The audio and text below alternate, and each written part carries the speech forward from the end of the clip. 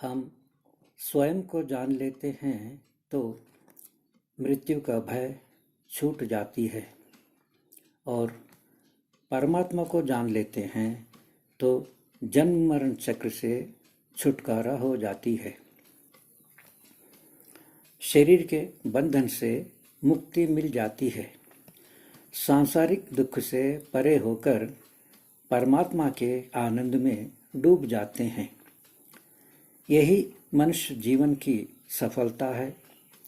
यही मनुष्य जीवन की श्रेष्ठता है। परमात्मा को जानने से पहले स्वयं को जानना होता है। जैसे कोई व्यक्ति बेहोशी स्थिति से होश में आने लगता है तो पहले अपने आप को जानता है, बाद में आसपास के दूसरे लोगों को जानता है।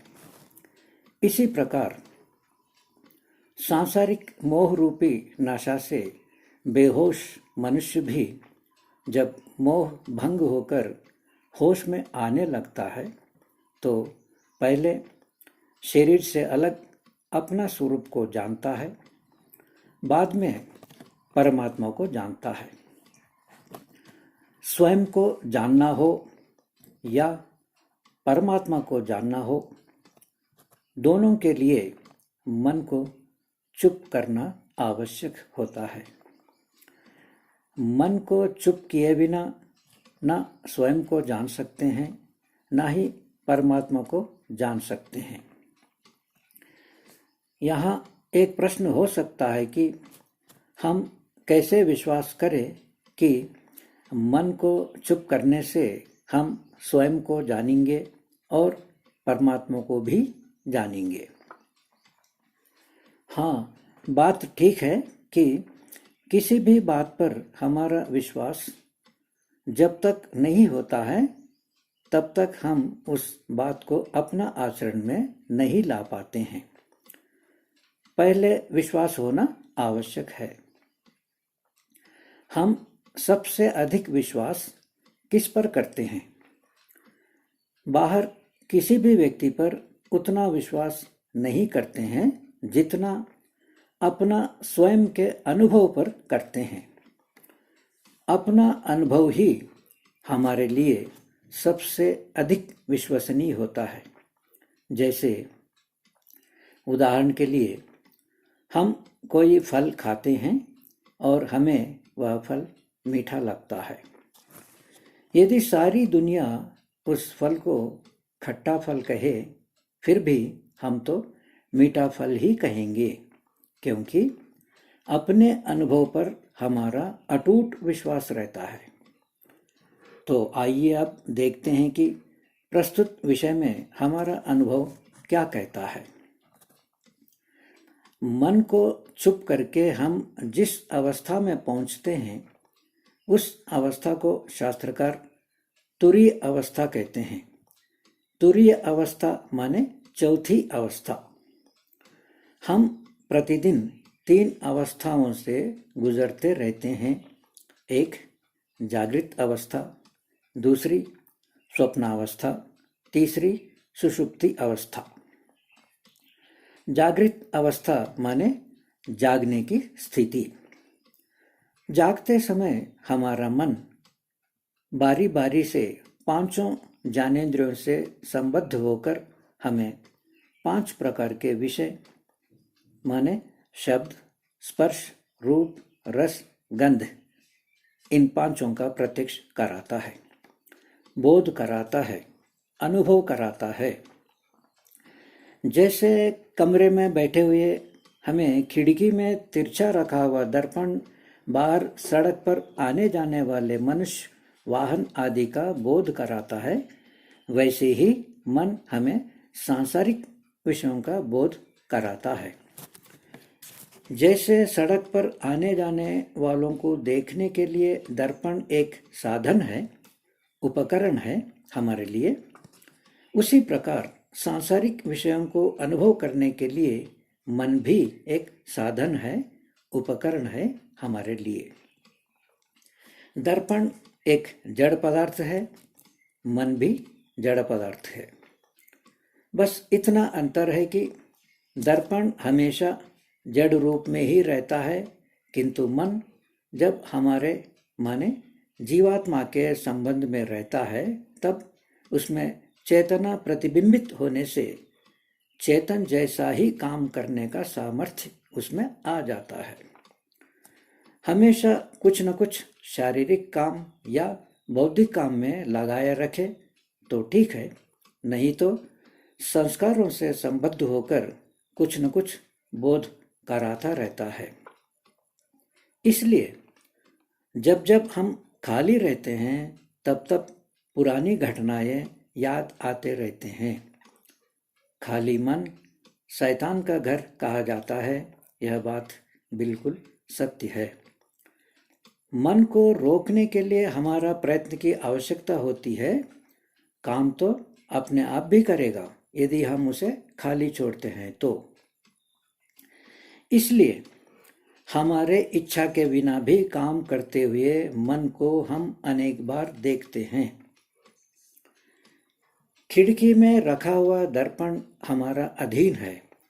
हम जब चाहे तब उसे हमारी ओर घुमाकर अपना चेहरा देख सकते हैं, किंतु मन हमारे अधीन नहीं है।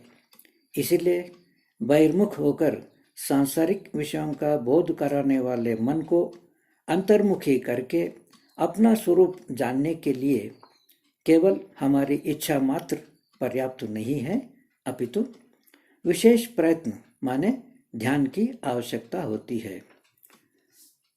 तो जागृत अवस्था में जब मन विषयों का बोध कराता रहता है तब अनुकूल विषयों से हम सुख अनुभव करते हैं और प्रतिकूल विषयों से दुख अनुभव करते हैं। जैसे पहला विषय शब्द, अपनी प्रशंसा स्तुति आदि सुनकर सुख और निंदा सुनकर दुख अनुभव करते हैं।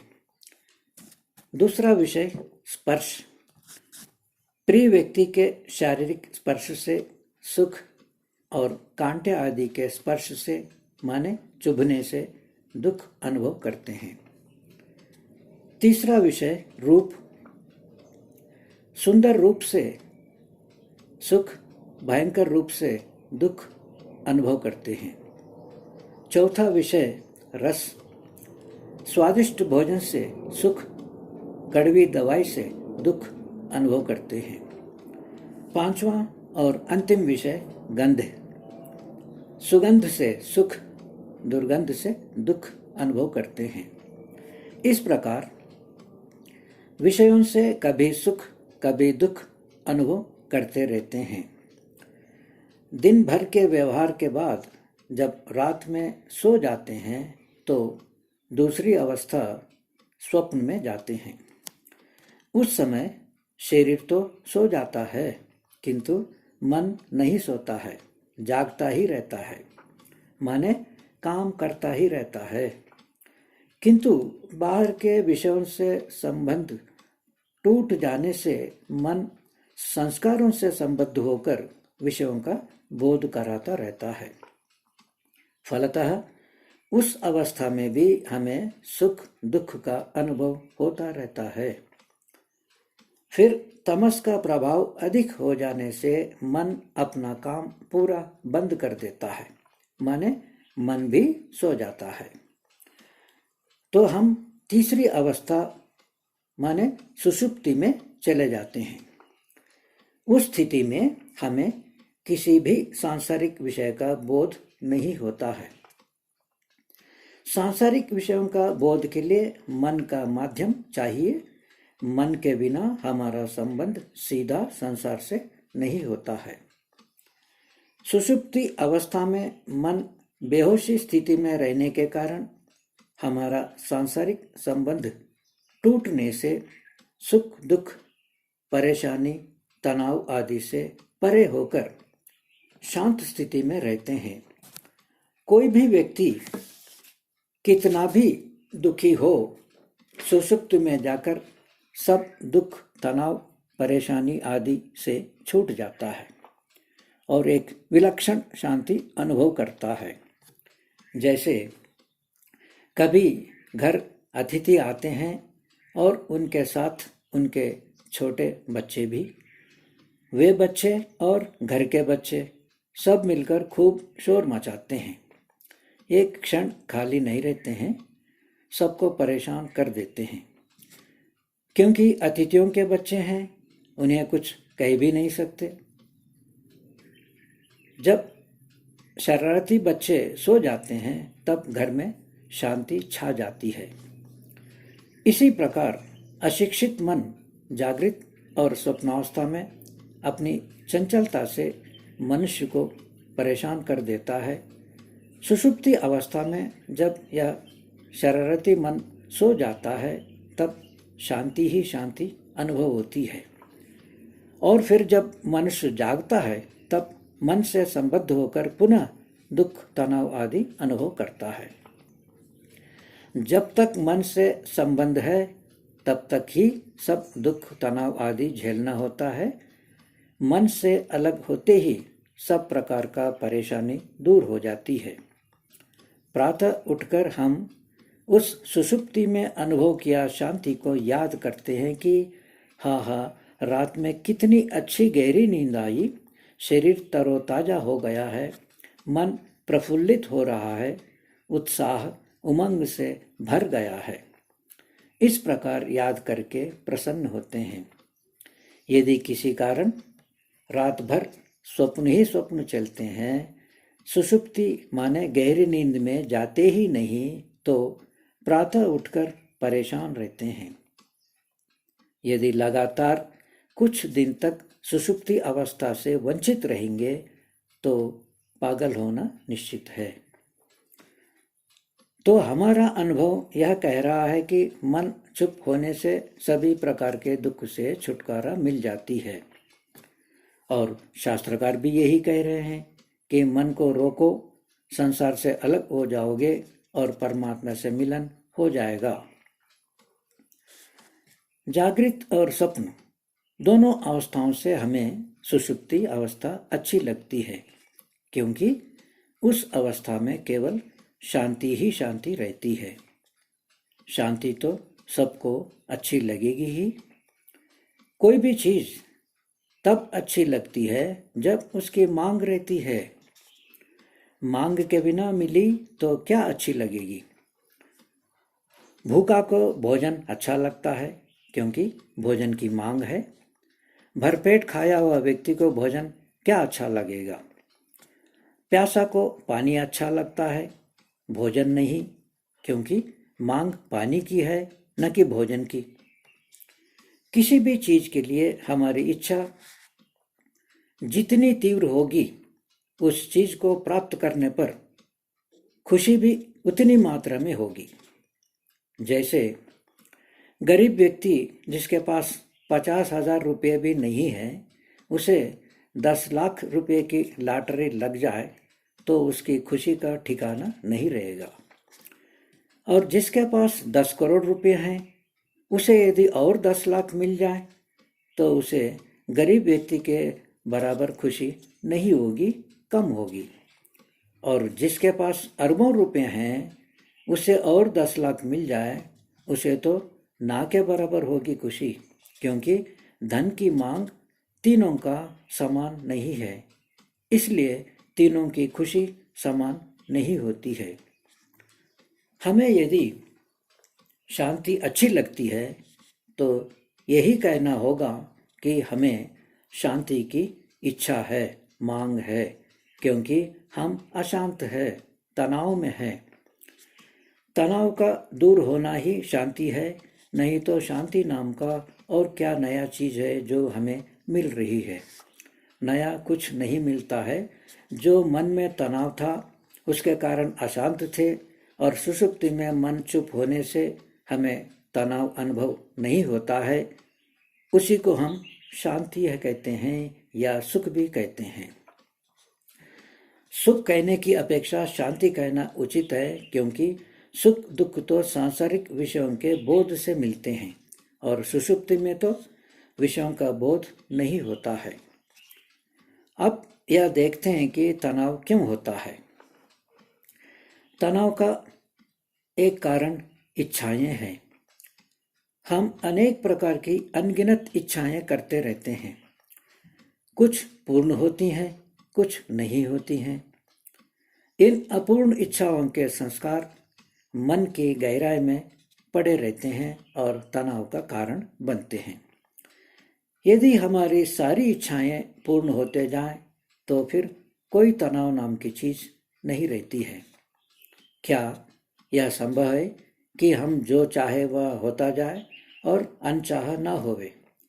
आज तक ऐसा ना किसी को हुआ है, ना अब हो रहा है, ना आगे होगा। यह अत्यंत आश्चर्य की बात है कि हम यह चाहते हैं कि सभी पारिवारिक सदस्य और अन्य जो भी हमारे संपर्क में आते हैं, सब लोग हमेशा हमारे साथ अनुकूल व्यवहार करें। हम जैसा चाहते हैं वैसा व्यवहार करें और सभी परिस्थितियां जिनमें से हम गुजरते हैं वे हमारे अनुकूल रहें। जाने ना जाने हमारे अंदर ऐसी इच्छा रहती है, तभी तो कभी कोई प्रतिकूल व्यवहार करता है या परिस्थिति प्रतिकूल आती है तो हम परेशान हो जाते हैं, तनाव में आ जाते हैं, क्योंकि हमारी इच्छा विफल हुआ है, पूर्ण नहीं हुआ है। क्या इस प्रकार की इच्छा करना उचित है? बिल्कुल उचित नहीं है। यदि परमात्मा सारे संसार हमारे अकेले के लिए बनाया होता तो शायद हमारी इच्छा पूरी हो सकती थी, किंतु ऐसा तो नहीं है ना। परमात्मा ने संसार सबके लिए बनाया है। सब अपना अपना कर्मफल भोगने के लिए जन्म ले रहे हैं, हमारे लिए कोई भी जन्म नहीं ले रहे हैं। तो सभी हमारे अनुकूल व्यवहार क्यों करेंगे? इसलिए ऐसी इच्छा कभी नहीं करना चाहिए जो कभी पूरा हो ही नहीं सकती। हमारा विचार रहता है कि यदि सभी अनुकूल हो जाएं तो हम सुखी हो जाएंगे। यह विचार कभी भी साकार होने वाला नहीं है। सुखी होने के लिए एक ही उपाय है, अंतर्मुखी होना। जब तक बाहर से सुख की अपेक्षा करेंगे तब तक दुख से बच नहीं सकते। सुख का खजाना तो अंदर ही है और सुख ढूंढा जा रहा है बाहर। और तनाव का दूसरा कारण यह है कि हम अपना या अपनों का स्वार्थ सिद्ध करने के लिए यदि झूठ बोलते हैं या अपना या अपनों का कोई गलत आचरण छुपाने के लिए झूठ बोलते हैं या किसी भी प्रकार के अधर्म आचरण से धन दौलत या पद आदि कमाते हैं, तो यह सब का संस्कार तनाव उत्पन्न कर देते हैं। सत्य को छुपाना तो जलते हुए अंगारों को कपड़े में बांधकर छुपाने का प्रयत्न करना जैसा है। अंगारे कपड़े में कब तक छुपे रहेंगे? हम जो भी गलत आचरण करते हैं और अपनी बुद्धिमत्ता से भले ही सबसे छुपाने में सफल भी हो जाते हैं, फिर भी हम स्वयं तो जानते हैं ना, हमने ऐसा किया है कह के। बस इतना पर्याप्त है संस्कार अंकित होने के लिए, जो आगे चलकर हमें तनाव में डुबो देता है। ठीक है, प्रसंगवशात हम प्रस्तुत विषय से दूर चले गए हैं, तो आइए फिर उसी विषय पर विचार करते हैं। इन तीन अवस्थाओं से हम बिना किसी प्रयत्न के गुजरते रहते हैं, जैसे जीवन काल में बाल्यावस्था, युवावस्था, वृद्धावस्था। इन तीन अवस्थाओं से गुजरते हैं बिना किसी प्रयत्न के। उसी प्रकार जागृत आदि तीन अवस्थाओं में जाने के लिए हमें कोई प्रयत्न करना नहीं पड़ता है। इन तीन अवस्थाओं से अलग जो चौथी अवस्था है, तुरीय अवस्था, उसमें पहुंचने के लिए हमें पुरुषार्थ करना पड़ता है। इस अवस्था में भी और सुषुप्ति में भी मन चुप होता है, किंतु दोनों अवस्थाओं में जमीन आसमान का अंतर है। सुषुप्ति में मन अपने आप चुप होता है, हमारा प्रयत्न से नहीं, किंतु तुरीय अवस्था में अपनी इच्छा से हम स्वयं प्रयत्नपूर्वक मन को रोकते हैं, इसलिए मन चुप होता है। और एक विशेषता यह है कि जैसे हमारे सामने रहते हुए भी दर्पण हमारा चेहरा नहीं दिखाता है अंधकार के कारण, उसी प्रकार सुषुप्ति में भी तमस से घिरा हुआ मन दर्पण हमारा स्वरूप को प्रतिबिंबित नहीं कर पाता है। इसके विपरीत तुरीय अवस्था में हम सात्विक स्थिति में मन को रोक देते हैं, इसलिए मन दर्पण में हमारा स्वरूप प्रतिबिंबित होता है, तब हमें मन से अलग हमारा स्वरूप का बोध हो जाता है। फिर और आगे चलकर मन के बिना ही स्वयं का बोध स्वयं को हो जाता है। उसके बाद परमात्मा से मिलन हो जाता है। मनुष्य योनि में जन्म लेना सार्थक हो जाता है। अब यहाँ एक प्रश्न हो सकता है कि मन हमारे से अलग होते हुए भी तुरीय अवस्था से पहले हमें क्यों नहीं दिखता है। इसके लिए एक उदाहरण देता हूँ। भूमि गोल है ऐसा पुस्तकों में पढ़ते हैं, गोलाकार में भूमि का चित्र भी देखते हैं और भूमि गोल है ऐसा मानते भी हैं। क्या कभी हम भूमि को साक्षात गोलाकार में देखे हैं? जैसा एक गेंद को गोलाकार में प्रत्यक्ष देखते हैं, भूमि को हम कभी भी ऐसा प्रत्यक्ष रूप में नहीं देखते हैं ना। क्यों नहीं देख पा रहे हैं? क्योंकि हम भूमि पर ही हैं, भूमि के साथ हमारा संयोग है, भूमि से हम चिपके हुए हैं। भूमि को गेंद जैसा गोलाकार में देखना है तो भूमि से अलग होकर दूर अंतरिक्ष में जाकर प्रत्यक्ष रूप से देख सकते हैं। भूमि का वास्तविक स्वरूप देखना है तो भूमि से अलग हो जाना आवश्यक है। एक और उदाहरण देखते हैं। एक आंख को बंद करके दूसरे आंख के सामने कुछ दूरी पर एक छोटा सा दर्पण शीशा हाथ से पकड़ लेते हैं तो उस दर्पण को आंख से देख सकते हैं और दर्पण में आंख का प्रतिबिंब भी देख सकते हैं। अब उस दर्पण को आंख के इतना निकट लाए कि आंख को छू जाए, माने आंख और दर्पण का संयोग हो जाना। अब ना दर्पण अलग से दिखता है, न ही दर्पण में आंख का प्रतिबिंब दिखता है, क्योंकि आंख और दर्पण दोनों का संयोग हो गया है। दर्पण को देखने के लिए और दर्पण में आंख का प्रतिबिंब देखने के लिए दोनों अलग दूरी पर रहना आवश्यक है। इसी प्रकार मन को और अपना स्वरूप को अलग अलग देखने के लिए मन से हमारा अलग होना आवश्यक है और यह संभव हो पाता है तुरीय अवस्था में। हालांकि ध्यान के माध्यम से ही तुरीय अवस्था में जाना होता है, फिर भी ध्यान में सफलता प्राप्त करने के लिए पहले ध्यान के लायक मन को बनाने की आवश्यकता होती है, नहीं तो ध्यान आरंभ करके फिर छोड़ देने की स्थिति आ जाती है।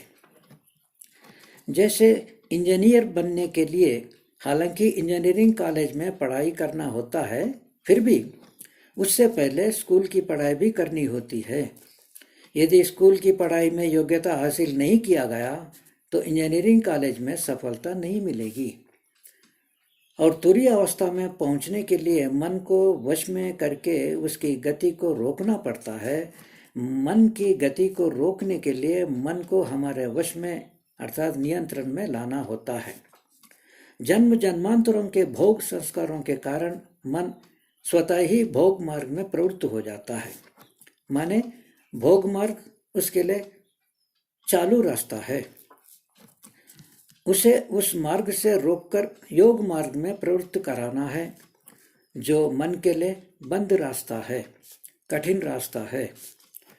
जैसे पहाड़ी क्षेत्र में यातायात के लिए पगडंडी रास्ते रहते हैं, जिन पर लोग चलते रहते हैं वे रास्ते तो चालू रहते हैं, उनमें चलना है तो कोई कठिनाई नहीं होती, किंतु जिन पगडंडी रास्तों से लोग चलना बंद कर देते हैं उन रास्तों में झाड़ झंकाड़ उग जाता है और वे रास्ते बंद हो जाते हैं, उन पर चलना बहुत कठिन होता है।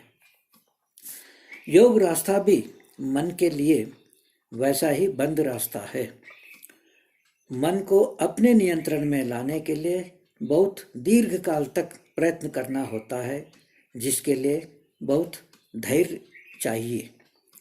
कितना धैर्य चाहिए, इस बात को समझाने के लिए एक कहानी सुनाई जाती है कि दो व्यक्ति जंगल में परस्पर कुछ दूरी पर पेड़ के नीचे बैठकर ध्यान का अभ्यास कर रहे थे।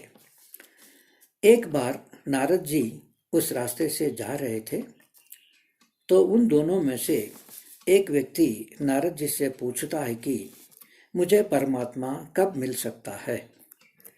नारद जी ने उत्तर दिया कि जिस पेड़ के नीचे तुम बैठे हो उस पेड़ के जितने पत्ते हैं उतने जन्म लग सकते हैं। वह व्यक्ति झट से उठा और पेड़ के पत्तों के ओर देखकर झुंझलाकर बोला कि इतने जन्म लगेगा, छोड़ो, कौन इंतजार करेगा इतना लंबा समय। ऐसा कहते हुए फटाफट अपना आसन उठाकर झाड़कर कंधे पर डाला और वहां से भाग निकला। जब नारद जी आगे चल पड़ा तो दूसरा व्यक्ति मिला और वह भी वैसा ही प्रश्न पूछा और नारद जी भी वही उत्तर दिया। वह व्यक्ति उठकर खुशी से नाचने लगा। नारद जी हैरान हो गया और उससे कहा, भाई, वह दूसरा व्यक्ति जिस पेड़ के नीचे बैठा था उस पेड़ के पत्ते बड़े बड़े हैं, उनको गिन भी सकते, कुछ सैकड़ों हो सकते हैं, फिर भी वह तो छोड़ छाड़ के भाग निकला। और तुम्हारे पेड़ के तो इमली के पेड़ के पत्ते जैसे बहुत छोटे छोटे पत्ते हैं, इनको तो गिनना भी संभव नहीं है, करोड़ों हो सकते हैं, फिर भी तुम खुशी से नाच रहे हो, क्या बात है भाई। उसने कहा, महाराज, आपने कहा कि परमात्मा मिलेगा, बस इतना पर्याप्त है मेरे लिए।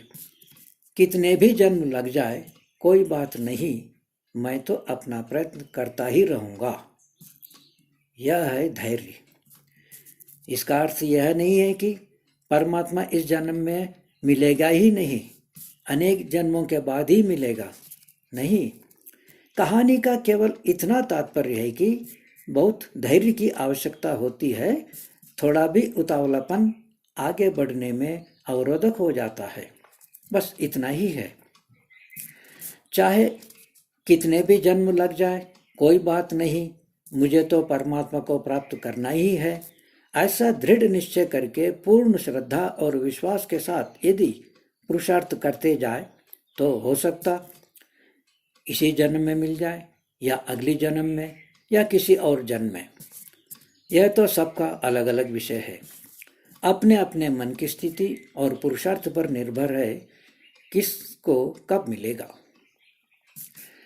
परमात्मा कभी भी मिले यह अलग बात है, किंतु उससे पहले ही जैसा जैसा मन का सुधार होता जाएगा वैसा वैसा जीवन में अनेक कल्याणकारी परिवर्तन होते जाएंगे जो उत्साह से आगे बढ़ते जाने के लिए प्रेरक बनते हैं, जैसे सुख शांति बढ़ते जाना, आत्मविश्वास, संतोष, निर्भयता, निश्चिंतता आदि बढ़ते जाना, प्रतिकूल परिस्थितियों को सहन करने का सामर्थ्य बढ़ते जाना, पद, प्रतिष्ठा, सम्मान आदि का चाह कम होते जाना इत्यादि।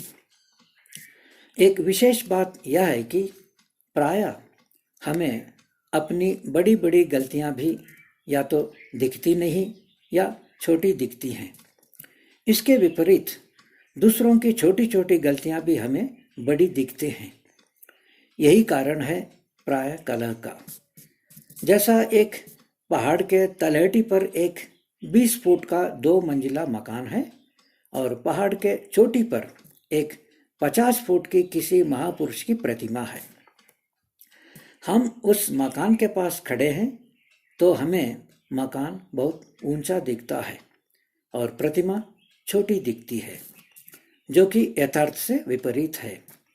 जब हम पहाड़ चढ़ने लगते हैं, जैसा जैसा ऊपर जाते रहते हैं, वैसा वैसा मकान छोटा और प्रतिमा बड़ी दिखती जाएगी, जो कि यथार्थ है।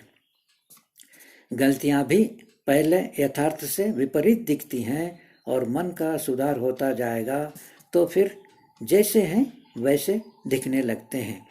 फिर कलह की संभावना कम होकर अशांति से बचाव हो जाता है। एक मज़ेदार बात कही जाती है कि एक नमक का ढेला समुद्र की गहराई को नापने के लिए समुद्र में कूद पड़ा। जैसा ही पानी के अंदर जाने लगा तो गलना आरंभ हुआ और अंत में कुछ दूर जाने पर तो पूरा ही गल गया। नापने वाला ही गायब हो गया, ढेला का अस्तित्व ही मिट गया। इसी प्रकार अहंकार परमात्मा को प्राप्त करने के लिए ध्यान में उतरता है। हम यह जो कहते हैं कि मैं ध्यान करता हूँ, यह मैं क्या है? इस मैं को ही तो अहंकार कहते हैं। तो जब यह मैं ध्यान की गहराई में उतर जाता है, तब परमात्मा का प्रत्यक्ष होने से ठीक पहले विलीन हो जाता है, गायब हो जाता है। मैं का अस्तित्व मिट जाता है और परमात्मा का प्रत्यक्ष हो जाता है हमको, माने जीवात्मा को। इसका अर्थ यह हुआ कि जब तक मैं रहता है, अर्थात अहंकार रहता है, तब तक परमात्मा का दर्शन नहीं होता है, और जब परमात्मा का दर्शन होता है तब मैं ही नहीं रहता है। ठीक है, अब हम परमात्मा के विषय में कुछ चर्चा करते हैं। समाज में आध्यात्मिक संबंधी भिन्न भिन्न विचार प्रचलन में होने के कारण मन में समय समय पर अनेक प्रश्न उठते रहते हैं। उनका समाधान होना आवश्यक है, नहीं तो ध्यान में सफलता मिलना कठिन है। ऐसे कुछ प्रश्नों पर अब विचार करते हैं। पहला और महत्वपूर्ण प्रश्न है कि परमात्मा साकार है या निराकार। साकार माने आकार वाला, माने आंख से दिखने वाला। निराकार माने बिना आकार वाला, माने आंख से नहीं दिखने वाला। संसार में कुछ साकार वाले हैं, कुछ निराकार वाले। कौन कौन साकार वाले हैं और कौन कौन निराकार वाले, यह जानने के लिए कुछ विस्तार से चर्चा करते हैं। जैसा कुम्हार मिट्टी से घड़ा बनाता है, वैसा परमात्मा प्रकृति से, अर्थात सत्व रजस तमस, इन 3 गुणों से संसार बनाता है। घड़ा बनता तो मिट्टी से ही, किंतु अपने आप नहीं बनता है, कुम्हार के प्रयत्न से बनता है। उसी प्रकार संसार भी बनता तो प्रकृति से ही, किंतु अपने आप नहीं बनता है, परमात्मा के संकल्प से बनता है। प्रकृति माने सत्व रजस तमस, इन 3 गुणों का मिश्रण है। प्रकृति से सबसे पहली चीज बनती है बुद्धि, फिर बुद्धि से अहंकार, अहंकार से मन, 5 ज्ञानेंद्रिय, 5 कर्मेंद्रिय, 5 तन्मात्र, शब्द स्पर्श रूप रस गंध, ये बनते हैं। तन्मात्र माने दिव्य विषय, जिनको योगी साक्षात्कार करता है, जिनको सूक्ष्म भूत भी कहते हैं, क्योंकि इन्हीं तन्मात्राओं से 5 स्थूल भूत बनते हैं। शब्द तन्मात्रा से पहला स्थूल भूत आकाश बनता है। आकाश माने सबको रहने के लिए अवकाश देने वाला। आकाश का गुण है शब्द, जिसे हम श्रवणेंद्रिय से ग्रहण करते हैं। श्रवणेंद्रिय का स्थान कान है। शब्द तन्मात्रा से मिश्रित स्पर्श तन्मात्रा से दूसरा स्थूलभूत वायु बनता है। वायु के गुण शब्द और स्पर्श 2 हैं। स्पर्श गुण को हम त्वगिंद्रिय से ग्रहण करते हैं। त्वगिंद्रिय का स्थान सारे शरीर में व्याप्त चर्म है। शब्द और स्पर्श तन्मात्राओं से मिश्रित रूप तन्मात्रा से तीसरा स्थूलभूत अग्नि बनता है। अग्नि के गुण शब्द, स्पर्श और रूप 3 हैं। रूप माने 7 रंग जो वर्षा ऋतु में इंद्रधनुष में दिखते हैं। बैंगनी, नीला, आसमानी, हरा, लाल, नारंगी और पीला। इन्हीं 7 रंगों के मिश्रण से अनंत प्रकार के रंग बना सकते हैं। रूप गुण को हम चक्षुर इंद्रिय से ग्रहण करते हैं। चक्षुर इंद्रिय का स्थान आंख है। शब्द, स्पर्श तथा रूप तन्मात्राओं से मिश्रित रस तन्मात्रा से चौथा स्थूलभूत जल बनता है। जल के गुण शब्द, स्पर्श, रूप तथा रस 4 हैं। रस 6 प्रकार का है: मीठा, खट्टा, नमकीन, कड़वा, कसैला और चरपरा। इन्हीं 6 रसों के मिश्रण से अनंत प्रकार के रस बना सकते हैं। रस गुण को हम रसनेंद्रिय से ग्रहण करते हैं। रसनेंद्रिय का स्थान जीभ है।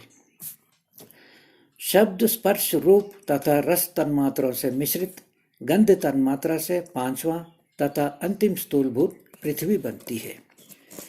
पृथ्वी के 5 गुण हैं: शब्द, स्पर्श, रूप, रस तथा गंध।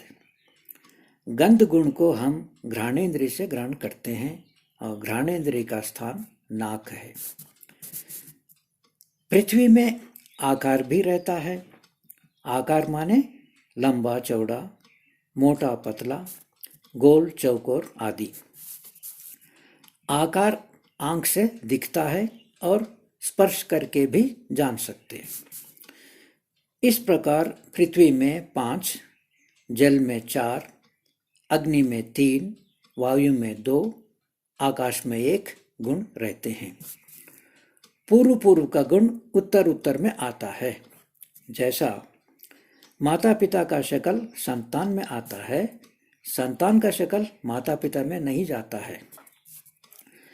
इन 5 स्थूल भूतों का मिश्रण से सारे सांसारिक पदार्थ बनते हैं, जिनमें हमारा शरीर भी सम्मिलित है। क्योंकि 5 भूतों से आहार बनता है। आहार से रस, रक्त, मांस, चर्बी, हड्डी, मज्जा तथा वीर्य बनते हैं। वीर्य से शरीर बनता है। पंचभूतों से बने सभी पदार्थों में शब्द आदि सभी 5 गुण रहते हैं और आकार भी रहता है। जिसमें आकार रहता है उसमें रूप भी रहता है। जिसमें रूप रहता है वह आंख से दिखता है। आंख से दिखने के लिए रूप का होना आवश्यक है। पृथ्वी तत्व से पहले उत्पन्न जल और अग्नि में आकार नहीं होते हुए भी रूप होने के कारण आंख से दिखते हैं।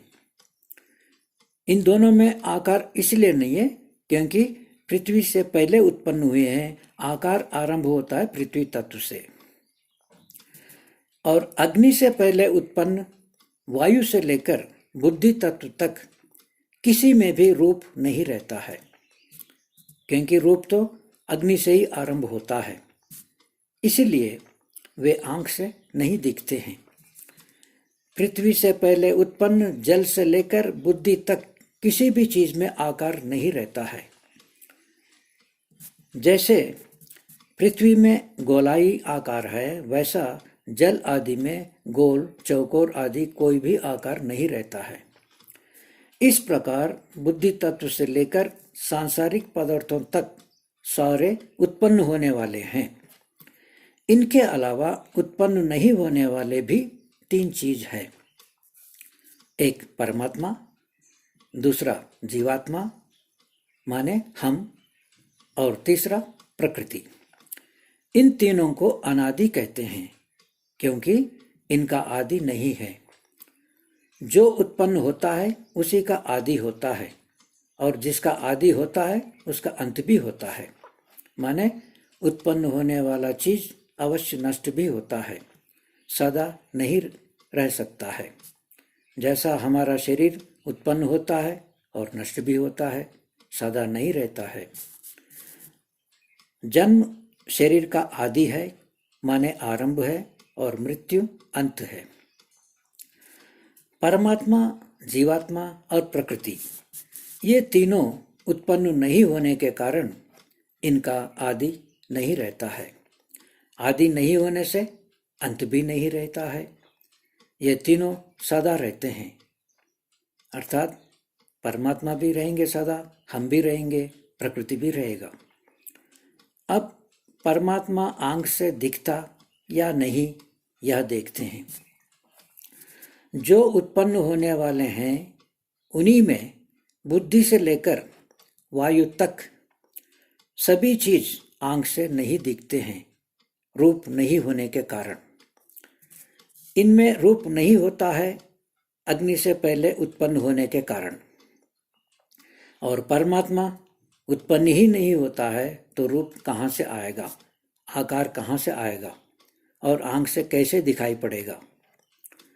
वायु को आंख से देखना जितना असंभव है, उससे भी अधिक असंभव है परमात्मा को आंख से देखना।